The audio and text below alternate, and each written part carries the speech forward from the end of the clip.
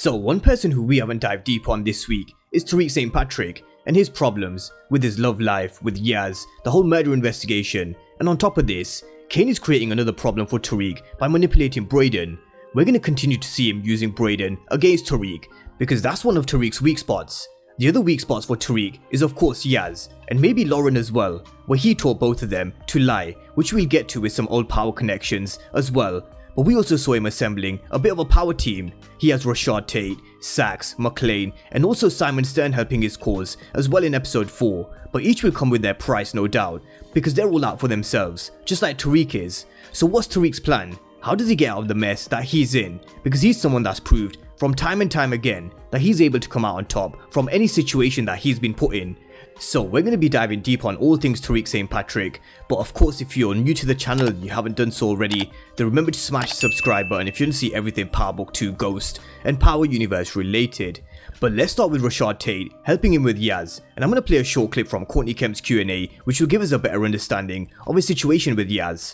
A lot of people say to me, why doesn't Tariq feel guilty about killing his dad? And I think it's so funny that it's not a direct relationship in terms of that. But Tariq has already lost Raina, right? Which is his fault and he knows it, right? He's already sent Tasha away, which is his fault and he knows it, right? So what is the thing that he can hold on to, that he can desperately rewrite the history of him destroying his family? Yes, that's who he can save. So it's really about that. It's really about all that guilt. So when people are always asking oh, why isn't he sad about killing his father? Of course he's sad about killing his father. You guys, you know that, and you see that from episode 201 on. But he also really, really needs to save Yaz in order to make himself whole again. So Tariq needs to save Yaz to make himself whole, because he's responsible for Raina's death. He killed Ghost, and he also sent Tasha to Witsec. In reality, he's just left with Yaz, who's now growing up without a mother and a father, her sister Raina, and her grandma Estelle, who isn't capable of looking after her either. And Tariq has to take a lot of blame for this, which is why we're seeing him doing everything he can do to keep Yaz safe. And they haven't aged Yaz up for no reason. I think we'll see Tariq get his own apartment sooner or later, and because Yaz is older, he'll start to understand Tariq a lot more, and the only way they can make this happen is if they live together. Now I'm sure Yaz will ask Tariq, what happened to Ghost? Where's Tasha? What happened to her sister Raina? And Tariq's gonna have to answer all of these questions, and in essence, he's gonna have to lie to Yaz until one day she realizes who Tariq really is and learns the truth about who and what tore their family apart.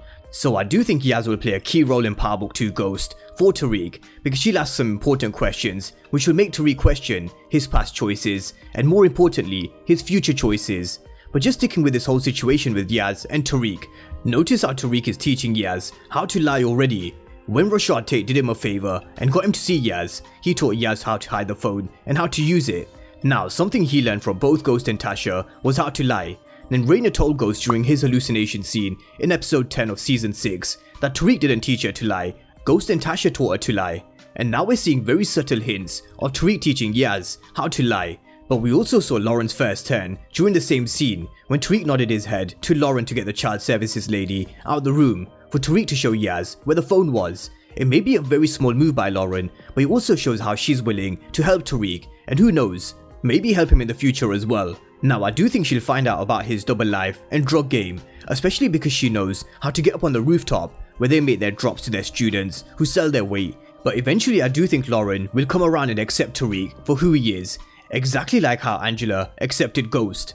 Because Tariq seems like he likes Lauren the most out of all 3 girls. That's the vibe I'm getting anyway, especially because he can just live a normal life with Lauren, which is completely separate to the world he can live with Effie or Diana, because they know who Tariq really is. And it's a very similar situation Ghost found himself in with Angela and how he lived this double life and fantasy. But the issues with Lauren doesn't stop there. There was the drugs that Brashandria put in a bedside drawer, and her already admitting in season 1 that her brother had to go to rehab because of an overdose, because he couldn't handle the pressure. I could see something similar happen to Lauren. So that's just another problem which could be on the horizon for Tariq, and ironically, it's his drugs that could cause Lauren's addiction. But his relationships with Effie and Diana are definitely not over, and I'm sure we'll see these play out over the next few episodes. But let's talk about Brayden and Tariq, because the Westons have something that Tariq needs, and something that Tate wants. He wants to find some dirt on Congressman Rick Sweeney because he owes Rashad Tate, plus interest. Now Tate said he's a closet freak and he needs proof, and this is exactly where the proof could be. But that's not all with the Westons. Tariq needs a clean drug and criminal record, as well as a legit paycheck to get an apartment so he can look after Yaz. But to avoid an IRS audit, he can't be the president of Course Correct, and that's why he needed someone that he could trust to sign the papers. And this is where Brayden comes in. Brayden is someone who Tariq can trust, because not only did he help Tariq get the 30k that he needed to pay Bash to set everything up, he also signed the papers to make him the president of Course Correct. But here's the problem: if Zeke opens his mouth about Course Correct and they do some digging on who's really behind the app, all fingers will now point to Brayden. Now, I don't think Tariq purposely set Brayden up, because although Tariq is out for himself, I really don't want to believe that he'd do Brayden like this because of Brayden's loyalty. But I'm just going to play you another clip from Courtney Kemp's Q&A on this very same topic. So, does Brayden know how dangerous Tariq is? Yes, he does, but he doesn't think it will ever be aimed at him. I cannot promise that that is true, but Brayden does believe that he is immune to Tariq's violence at the very least. Okay. So Brayden thinks he's immune from Tariq's dangerous ways, and although he thinks it will never be aimed at him, you definitely can't say it will always be that way. And it's true, because Brayden has always been more loyal to Tariq than Tariq has been loyal to Brayden. You can't always be sure when it comes to Tariq, because he hid a lot of secrets from him in season 1, and at the end of the day, he's gonna have to make some sacrifices this season. Who's ultimately sacrificed, only time will tell. Carrie, I do believe, will be one of them.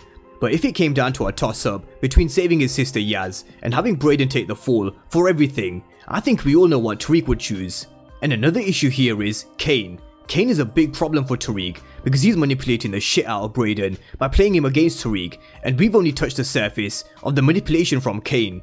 And it's about to be even more crucial because Brayden's been given a lot more responsibility within his and Tariq's drug business compared to season 1. And even though Tariq is in charge, Tariq has got a lot of things that are distracting him, just like how he went missing because of his baby sister Yaz. So Kane will definitely be exploiting Tariq's weakness in Brayden, and he knows how to play him. So this is another problem that's heading Tariq's way. But let's talk about this superpower team that Tariq seems to be assembling around him, which is Rashad Tate, McLean, Sachs, and even Simon Stern as well. We definitely can't forget about Simon Stern, because the other issues that Tariq has is Zeke being questioned. If anything happens to Zeke, his time at Stansfield is over, because Simon Stern got him on the basis that Zeke plays ball or he doesn't stay, and he gets truth in return. We're gonna see Stern doing Tariq a favor when he tries to get Detective Whitman to back off, but Tariq's actually building a formidable team around him, people who have money, power, and influence, and Tariq's using all of these people, who Ghost also used as well, apart from Davis McLean. And how good would it have been if Proctor was there? Even though I do like Method Man's character, Proctor would have just given that edge and those old power vibes to the show as well. But Tariq is creating a very powerful team around him that can help him, but of course, favor for a favor will be huge for a few of these guys, and also Lorenzo too, because Tariq's done him a huge favor when he put Diana in touch with McLean and Cooper's Sachs. When he gets out of prison, he's gonna owe Tariq, because all he's ever done is help the Tejadas and Diana. So it's definitely gonna be interesting to see what Lorenzo does for Tariq and how he can repay him. But that's all things Tariq St. Patrick, and where we're currently at with his character.